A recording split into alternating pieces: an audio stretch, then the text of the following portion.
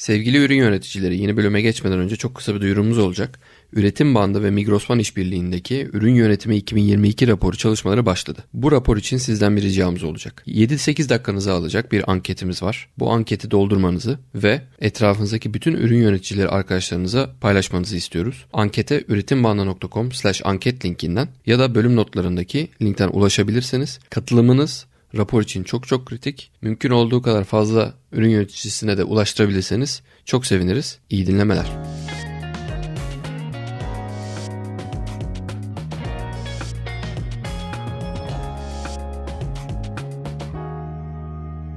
Welcome to a new episode of Üretim Bandı. Selam Üretim Bandı dinleyicisi. Üretim Bandı aslında bir podcast'ten daha fazlası. Biz aktif bir topluluğuz. Ürün geliştirme ve şirket yönetimi ile alakalı konularda kendi aramızda konuştuğumuz ve yeni şeyler öğrendiğimiz aktif bir Slack platformumuz var. Katılmak istersen üretimbandı.com/slack linkine giderek topluluğumuza giriş yapabilir, sadece topluluğa özel oluşturduğumuz içerik ve etkinliklerden faydalanabilirsin. Unutmadan, topluluk üyeleriyle paylaştığımız 2 haftada bir yayınladığımız bültenimize de bekleriz. üretimbandı.com/bülten linkinden bültene kaydolabilirsin. Keyifli öğrenmeler. Welcome to the podcast. My guest today is Paul Ortchanian, the CEO and founder of Bain Public. Welcome, Paul. Hi, nice to have you join me on your podcast. Great to have you.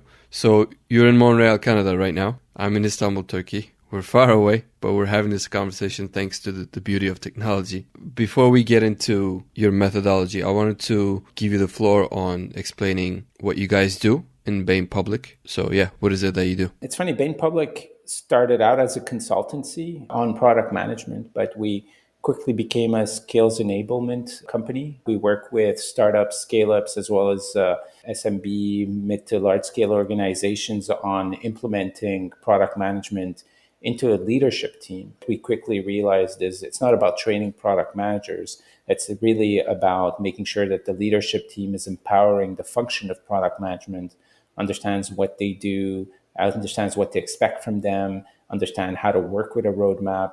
And those things aren't really implemented in most companies. So Bain Public is a company that helps implement those processes by working with leadership as well as with the product managers, sometimes even helping hire the product manager. But we do this through this process we call SOAP. It's our methodology, which is a 12-week process that really helps gather the entire collectivity of leadership and product teams together in order to, work towards a roadmap.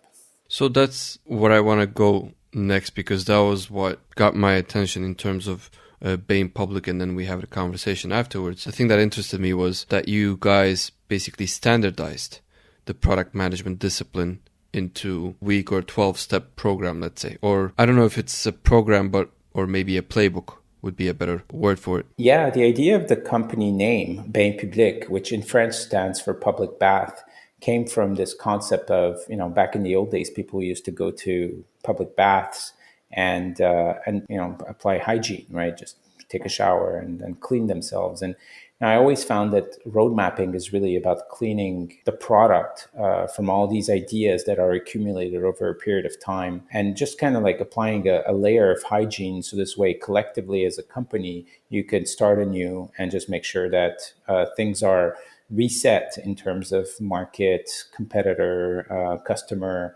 changes, right? And it just so happens that a 90-day period, which is 3 months, is just enough time for the market and industry to change, for customers to change, for the competition to come into your market. It's always time for a product manager to, at that point, hit the reset button and just take all this galaxy of ideas that have been, accumulating over a period of 3 months, and then just ask the questions of which ones of these do we want to move forward with and which ones do we not want to move forward with. So it's not about creating a process or inventing or putting product management into a package, but I oftentimes find that product managers work in organizations where these product decisions need to happen on a daily basis, right? You have these different methods and methodologies that are being taught in various YouTube videos or articles that, just talk about, day to day, somebody tells you to have a great idea on the product, a new feature needs to be done. And you need to basically prioritize it on the spot or maybe in that week. But there's nothing really where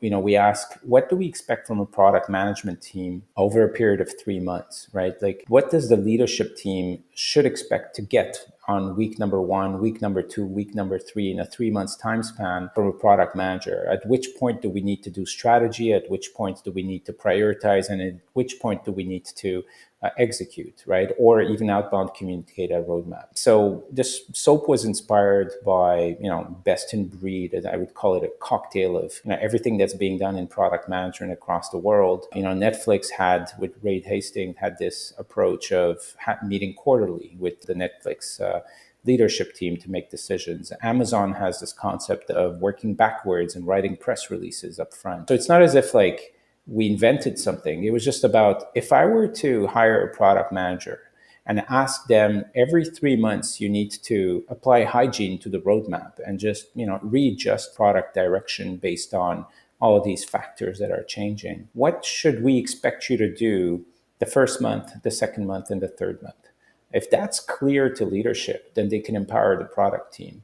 If it's unclear to the leadership team, then they're just going to bombard them with all kinds of features that they want on a daily basis. And we're just going to build feature factories, which is, just always going to add value somehow to the product. But, there's going to be like a percentage of features that are just going to be released that add no value, adding weight to the company, to the product, and basically leading to, disappointing results. So we decided to approach it from that perspective, ask ourselves, if we were to define over a period of 12 weeks, which is the 3 months, what are the expectations that a leadership team should expecting from a product manager and a product team in terms of deliverables? If we can turn those into tangible deliverables, eventually we're going to have a roadmap every 3 months that is collectively and collaboratively decided and set. Interesting. So the challenge that you're trying to solve, which is the leadership, which you say, let's assume that it's not a product-led leadership, or they don't have any product culture, they don't have the product mindset. They would be expecting basically a feature roadmap. Feature X by date Y. That's what they're used to, and that's what the logical expectation is. What you're saying is we will switch that around and we're gonna make them expect basically steps of the process. This is what we're gonna do with the process, and by week 7, you should expect this outcome. Exactly. I always like talking about Apple, and I always give this example, is when Steve Jobs decides, back in the day, when Steve Jobs decided to show the world that the iPhone is coming. The day he basically makes the announcement for the iPhone, he also announces the new version of Safari. He also announces a new version of the iOS. He also announces a new version of the Mac OS and a new laptop, and so on and so forth. The next day you show up in the Apple store and everything has changed. You don't get to see the old version of the iPhone. You don't get to see the old version of the laptops. You call Apple customer support, and they're all trained on how to support the new devices, the new features, and the new hardware that's coming out. The marketing effort is all geared towards the new features. So a company like Apple on a quarterly basis will make big announcements and will make big releases. So why wouldn't a startup and a scale-up approach it from the same angle? There is going to be product release every 3 months, and the marketing, sales, and support teams, at a minimum, need to be able to support that launch. In order for them to support that launch, they need a 3 months heads up to say, hey, by the way, we made a decision that these features are going to be released. Make sure that that gets outbound communicated and enabled with the market. So this concept of agile delivering in a cyclical fashion, that might work for SaaS companies, but it doesn't work for hardware companies. It doesn't work for companies that have serious softwares. And on the other hand, we got to realize that with the customers, they just can't adapt to change, on a weekly basis, right? Like, you might be releasing features and sending emails regularly to customers to letting them know that we just added some new buzz feature into the software. But there's just like this level of information that you can support, right? So 3 months seems to be an interesting time frame where if a company were to say, we are releasing this and the entire organization is going to support the release of these particular features, then as a company, you are going to have success if you're capable of doing this quarter after quarter after quarter after quarter, because basically you're just building momentum. You're building trust every single quarter. Let it be with the customer, let it be internally with your sales team, let it be with the marketing team, let it be with shareholders and investors. But that momentum is just going to carry the product forward and allow the company to regularly release things that are supported by the rest of the organization. So I feel product management isn't about product managers managing roadmaps with engineers. It's really about making sure that all of this momentum is being generated cross-departmentally. And how does a product manager make sure that they get that kind of empowerment? It's just by making sure that marketing and sales and support are aware and are part of the decision-making process for the roadmap, which, given the fact that these people are all busy and all these departments have other things to do, they just don't want to revisit every day. They simply want to revisit it once every 3 months. So this way they can go about doing their business during that 3 months to plan for that release, right? Apple's a great example of it, but the other companies are doing it very similarly, right? There's so many companies release things on a quarterly basis. Wall Street works on a quarterly basis. So why wouldn't,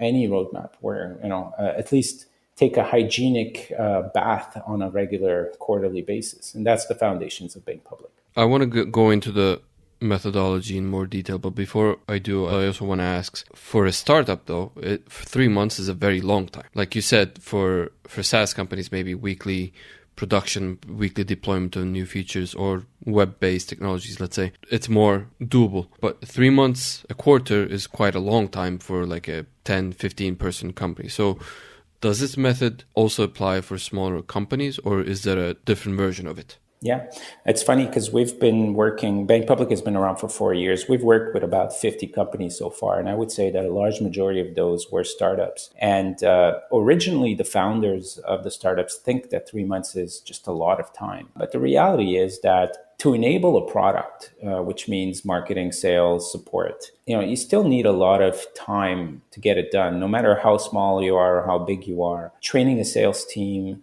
to be able to articulate the value of the new features to B2B customers, for example, or training a support team to be able to support the upcoming features. Doing it every month versus doing it once every 3 months. It's more efficient for a startup to do it once every 3 months because they just can't spend all their time in training, right? They can't spend all their time releasing product features, communicating about product features. So eventually what engineers need is quiet time. When engineers have quiet time, they're basically very productive. And the best way to give engineers quiet time is to give them 3 months and say, these are the features we're going to be releasing. We're now going to be releasing them every month. We're going to release all 3 of them at the end of the 3 months. Either way, the marketing, support, and sales team are going to work towards enabling to the rest of the customer base these features. They're going to be taking their learning, they're creating their collateral, creating their campaigns. All of that's going to happen in a period of 3 months. What I've noticed usually is if I were to explain it this way to a startup, their marketing, sales teams, and support teams are all going to nod and say, yes, it is true that we need 3 months in order to prepare. So that gives the engineering team a lot of time. And that's actually privilege. That privilege will really allow that engineering team to thrive because they know they're not going to be disturbed for the 3 months. So long as a roadmap and its feature set has been clearly articulated at the beginning of the 3 months, then nobody should be bothering them outside of, major critical bugs. And, you have the sales support and marketing team busy at making sure that that 3rd month's release is going to be a success. So in theory, you don't get bombarded with feature requests or anything like that at that point. You're just trying to steer the company in the right direction. Companies who have tried to do it in shorter time frame, like a month and a half, actually found the process to be energizing, but extremely stressful because a month and a half for engineers to launch something is not a big deal. They can launch something in a month and a half. But for the rest of the organization to align themselves and enable that release actually ends up being quite a big undertaking. Explained that way, most founders prefer doing it every 3 months. Let's dive in. So this 12-week or 12-step program, how do we divvy it up? Yeah, so SOAP, we like referencing it as bubbles. So the SOAP process has these bubbles. Every week we're trying to move the product roadmap forward. So the first 4 weeks are really about questioning what has changed in the market, what has changed in the industry, the competitors, the customers, in order to ask ourselves the questions of, do we pivot or do we persevere from the original strategy we had for this product? So the first 4 weeks are really about doing an in-depth analysis, which we call creating a data room. The industry changes, newsletter articles that talk about things that have changed, competitive analysis, just to see what features the competitors have basically been enabling and have been having success. Data on our customers, let it be hard data from analytics platforms or soft data through various surveys that we can conduct. Also having discussions with our engineering teams about how the software is doing, some of the big problems that we have internally in terms of technical debt, having discussions with our sales team in order to understand what the prospects are saying out there about things that are missing about our product, as well as our support team, things that annoy our customers. So the first 4 weeks are really about analyzing that data and then having a conversation with the CEO as well as the leadership team saying, okay, you baselined this strategy for us, maybe at the beginning of the year or at some point in time. We're supposed to be going global. We're supposed to, work towards creating network effects, etc. Right? Like every company has a strategy. Now, within the new information that I got during based on the research in the data room, which one of our strategies do we persevere with, and which one of our strategies do we pivot from? The only way to know if you're actually moving forward and generating momentum with a strategy is to look at the numbers. What are the KPIs that are related to that strategy? If the KPIs aren't pointing in the right direction, then it's maybe time for the leadership team to make a pivot. And if things are pointing in the right direction, then it's a perseverance, right? So once you get that information from the leadership team, then you can start moving towards, okay, well, I have a galaxy of bunch of features that have come from various departments and customers and users. How can I basically identify the ones that are going to be, need to be built in the next 6 weeks, 6 months, 6 years? I call this 666 exercise, the exercise that you would do usually towards week number 4, 5, 6, where you look at a parking lot of ideas that you've had collected over that period of time through your analysis and identify the ones that, based on your understanding of the strategy are higher priority than other ideas that are maybe further down in time. And bringing the executive team or the leadership team in front of the short-term priorities, the 6-week priorities, and asking them, look, this is my 666. Do you guys align with this? If these are the priorities that we need to be focusing on in the next quarter, well, there's too many of them. So how do I choose which one I'm going to do and which ones I'm not going to do?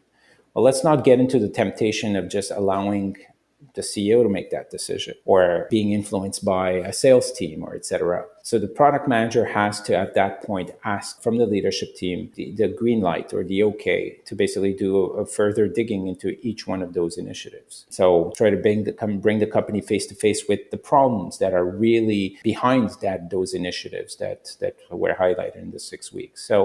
So basically, once the executive or product leadership team has given the green light for that, what I like to call is the business case creation. That business case is created by the product manager in week 7, 8, 9, reviewed with the engineers at week number 9 through a scope definition where scope for each initiative is then divided into must-haves, nice-to-haves, and wish list items. A t-shirt size estimate is given. Then week number 10, product manager goes back to the leadership team and presents each one of the business cases, gives them the t-shirt size estimate that was given by the engineering team, and then goes inside a decision-making process to prioritize 2, 3, or 4 of those initiatives and discard the other 6 or 7. What's important here is that once that decision's been made, that the rest of the organization, sales, marketing, support, etc., is made aware because they're part of the process, the decision-making process. But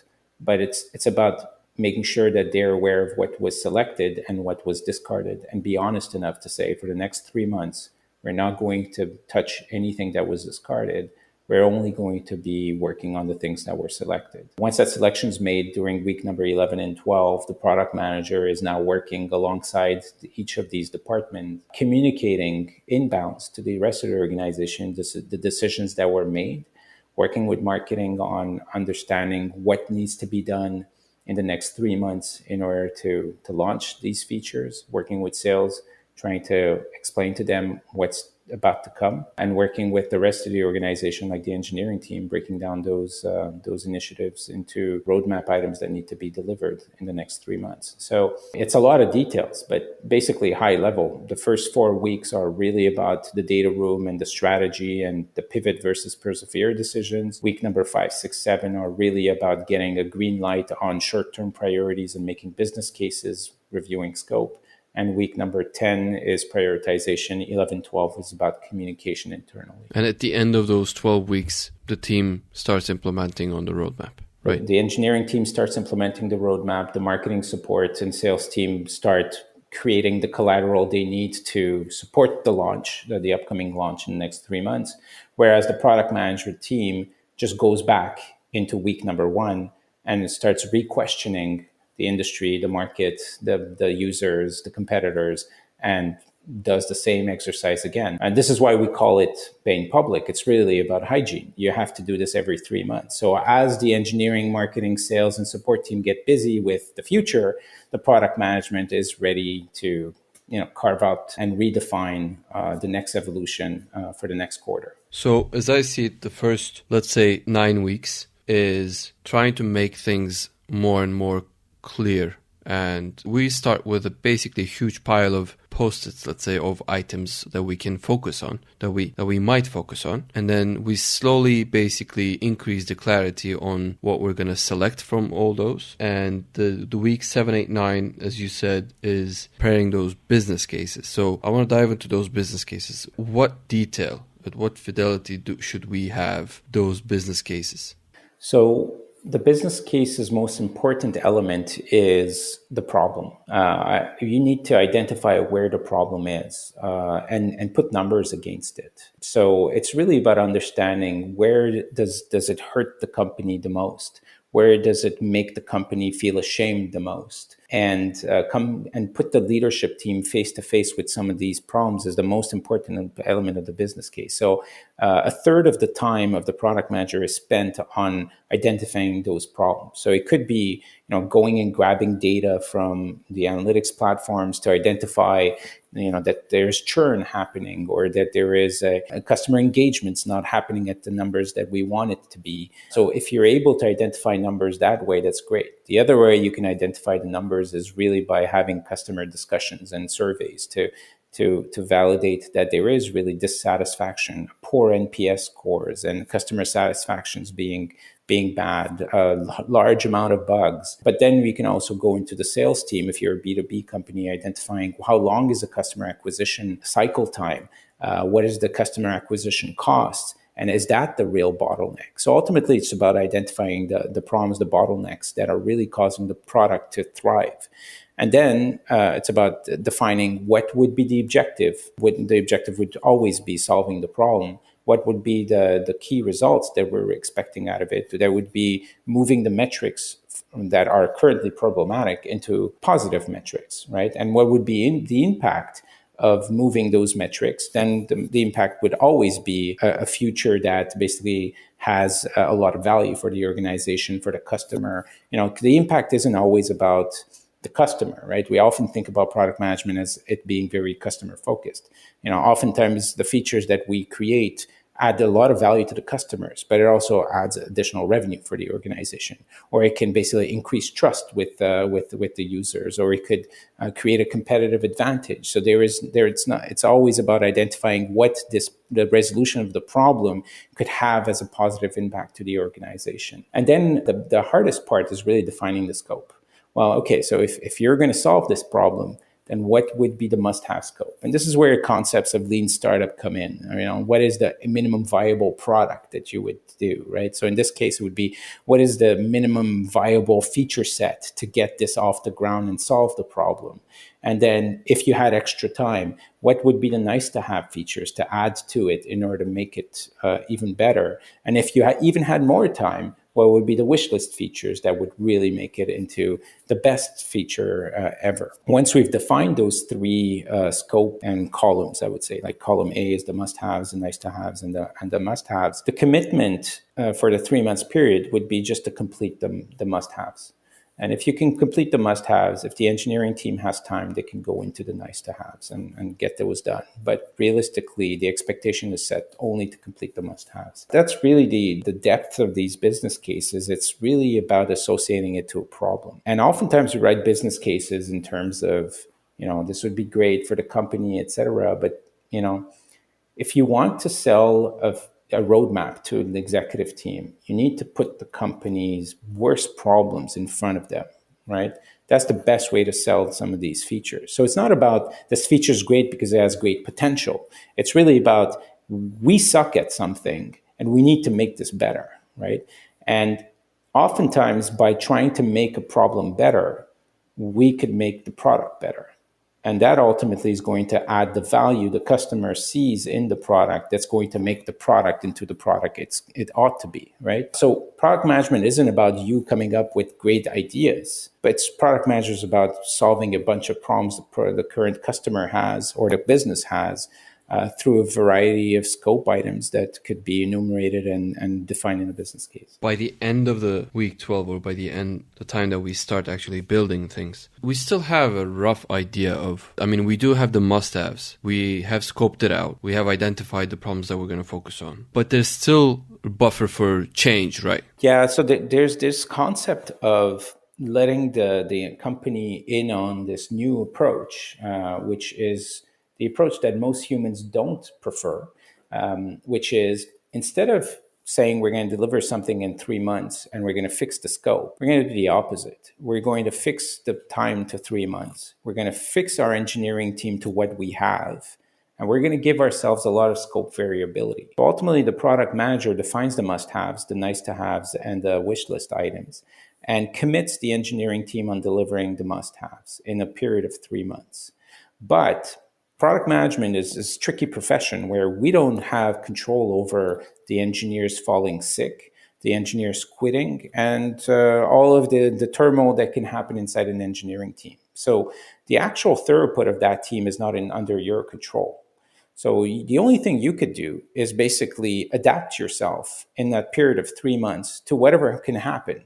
So if an engineer were to fall sick and you realize that we're not going to be able to deliver everything in the must-haves, then the product manager needs to connect with the engineering team and ask the question, the problems of this business case are the following ones. And the objective is to resolve the problems. And we're going to resolve those problems through a combination of features that we're going to be releasing.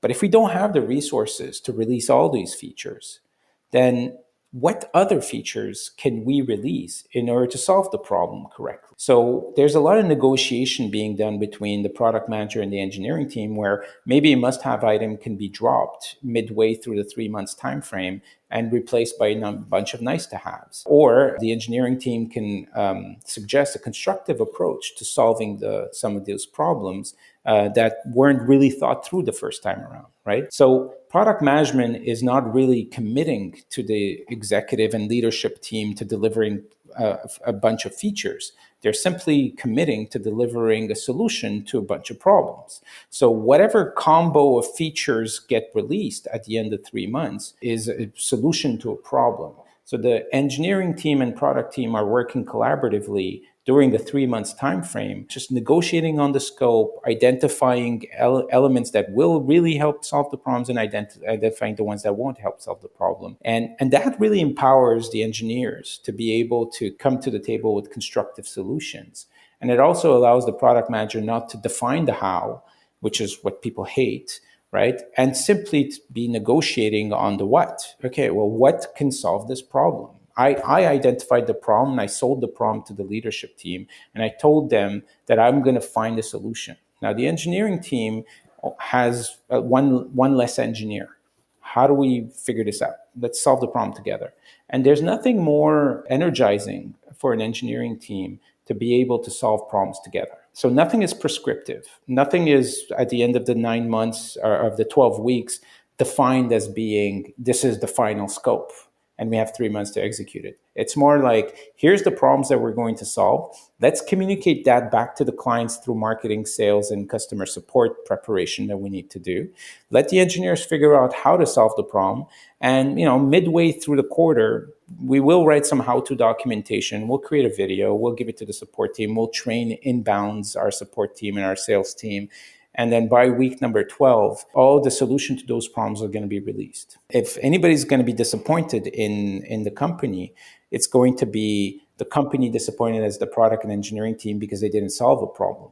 But you cannot have the sales, marketing, or support team or the CEO disappointed because we didn't release a feature. The choice of releasing that feature was really left up to the engineering and product team based on how did it contribute in solving the problem. So I think that's a good place to go back to what one of the things that you said at the beginning of the conversation is one of the first things that you said was this isn't actually about training PMs, but it's actually about training the leadership. You got to make a mindset change in the leadership, and that's what you just talked about the features not being the things that you actually produce, but you're creating a solution. You're committing to a problem rather than a feature. The features might change, but we are going to solve that problem by way A or way B, by way C. That might change. So how do you make that change in the leadership's mind? Because I think that's the one thing that has the most impact, because that's what people are used to. They're used to having a roadmap with a certain set of features with a certain projected date. You're promising, and what you're trying to change in terms of their mindset is that no, that's the roadmap should include problems or areas of growth rather than features. So how do you make that change in the leadership? It's a pretty tough change, and most of the people we work with have really hit a wall already. They've tried a few ways and it's failed, so they're coming to us to help them solve it. But ultimately, it comes down to identifying what product management is in an organization. The best definition I've ever heard about what a product manager does is that they're the glue that combines all the other departments together. And a product manager, to be a glue, needs to have contact with each one of the departments.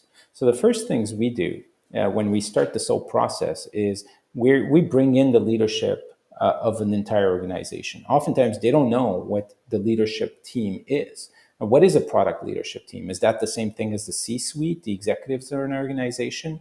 It could be, but it could also include other functions of a company that don't have representations in the C-suite. So for example, I'll need the CEO, I'll need the CFO, I'll need the CTO, I'll need the CMO, I'll need the CRO, and I might need the person who's overseeing support, right? But oftentimes the C-suite might be represented by 2 or 3 people who are wearing multiple hats, right? So it's important for me to first ask to the company, who are going to be the leaders that the product team is going to engage with and interact with for these decisions? Because we need a representation from each of these departments. The most important ones being sales, marketing, support, the CEO himself, and the CFO, because CFO is basically bottom line about numbers, right?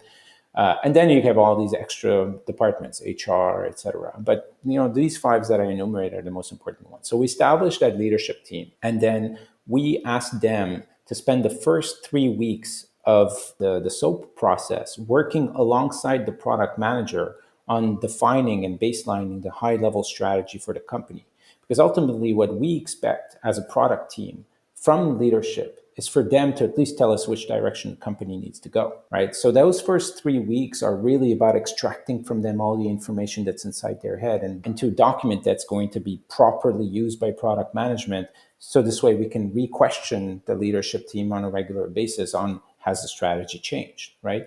So that baselining of the strategy is done collectively, which allows every department of the company to align on the objectives of the organization as a whole. And it's oftentimes the best time because we realize if marketing and sales are aligned, if engineering and sales are aligned, that's where you can start seeing where departmental silos exist, right? And then we have this concept of pre-wiring. Pre-wiring is when the product manager starts doing what they need to do during that 12-week period.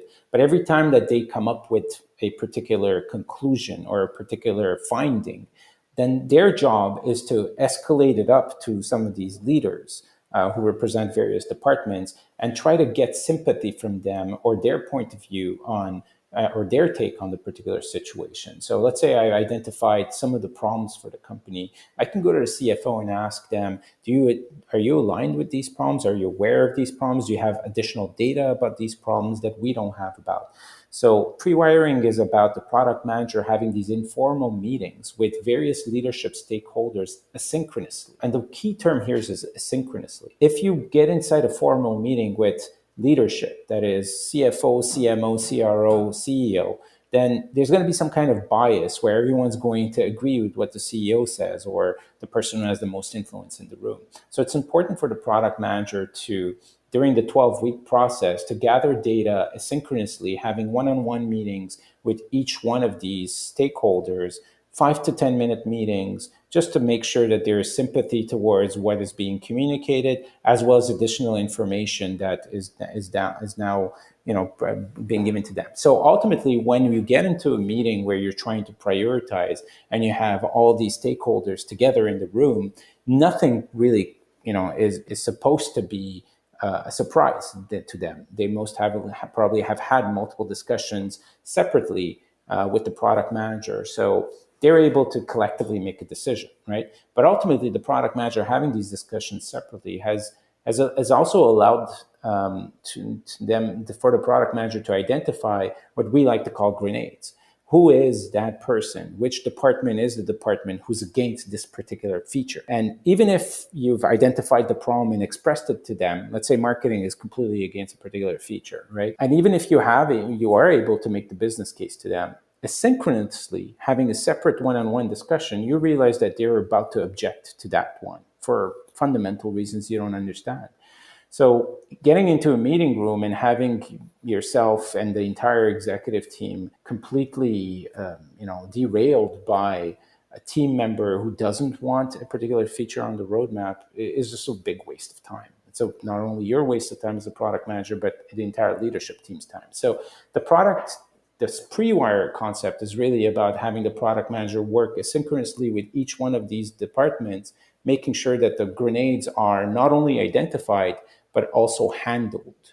Handled as in, you got to find ways of making sure that this person can explain to you why it's important to them that this feature doesn't get released, and what do they suggest you do, right? And so that's the softer part of product management, where once you get all of these people in the room again, decision doesn't need to create consensus. Consensus means that everybody agrees 100% and wants to move forward. We don't ask for consensus. You can never get consensus in a company anyways. Every department has different objectives. So no one's going to basically agree 100%. But what we're asking them is for consent. Consent means I might disagree on this, but I think it's the right thing for the company to do. We ask from all the executives and the leadership team to give consent for the product team to move forward on the resolution of a problem for the next 3 months. So disagreements are acceptable, but everybody needs to at least say, yes, go ahead. And once they've said, yes, go ahead, then their department is now responsible of supporting the release of that particular feature. Which means if it's a sales team and the sales team is against that particular feature, if they've given their consent, then the sales team needs to basically carry forward the work of outbound communicating those features to the clients and sell them. And if they're against it and the engineering team releases it and they don't sell it, then that's a waste of time for the company, and that comes to detriment for the entire organization. So it's these type of discussions we have collectively with the leadership team, which gets them to align. It's not always easy. I have to say, the first time we do SOAP, we're always surprised with grenades. We're always surprised with all kinds of behavior that oftentimes look very childish. But, we're dealing with humans. What's most important is that we do it once with them in order to empower the product manager to do it again and again and again. And there's nothing better than seeing a company who has adopted at least portions of the SOAP approach, do it 3, 4, 5 times, and generate enough momentum for them to start trusting in the process, trusting one another, and trusting in this collaborative decision-making, which ultimately is going to create a culture that leads to product-led culture, right? We're humans at the end of the day, and it's all about interpersonal relationship. And I think, the best way to basically make this work is spending a lot of times with humans. Product managers need to do that. The only difference again here is that it needs to be done asynchronously and never together. I would assume, or I would guess, that maybe the first weeks would be the most difficult of this process, because I think it requires the clarification, the strategy or the buy-in from all the parties, especially the executive suite or the product leadership, let's say. Because strategy is this soft word that doesn't really have a clear guideline on how to determine how to write it. But it also, if it's clear and sound, the rest of the weeks I think should be pretty much, aligned or going towards the right direction. So how do you get that clear strategy out of a leadership team? Yeah, well, it's funny because it's the actual opposite. The strategy part is the funnest part. Everybody loves contributing to strategy discussions because it's where you talk about the future, where you talk about choice, where you talk about, any idea is a good idea, right? So the first 3 weeks actually ends up being the funnest part because everybody's pitching in, everybody's collaborating, and nobody really has anything to lose other than their idea not moving forward, right? It's week number 4, 5, 6, 7, 8 that become really hard because that's where you start having to say no to various departments and their ideas that exist on a sticky, and you're basically letting them know that that particular sticky note is no longer valid for the short term, but potentially midterm idea. Now that's harder to accept because you're no longer dealing with ideas. You're basically dealing with egos and close to reality. Yeah, it comes closer to reality. They're like, well, no, we need to this feature because I'm going to close this client. And if I don't close this client, we're going to lose $1 million in revenue. And that's not acceptable for the company because it has an impact on the sales team and their bonus. That's a harder decision to have.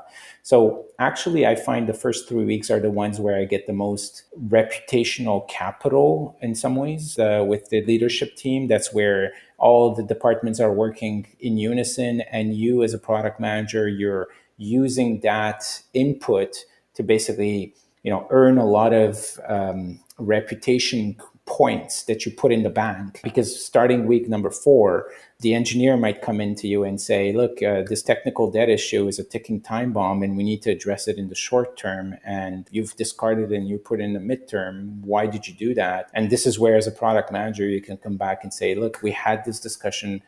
You were part of these collective brainstorms about the strategy or the organization. I made sure that you had a say in this entire process. At this point, what I ask from you is to simply take 5 minutes with me, explain to me why this technical debt is important, and if there's anything I can do to change your mind and move it to the market. And those credits that you earned originally, they'll come and help you down the line in managing people's expectations.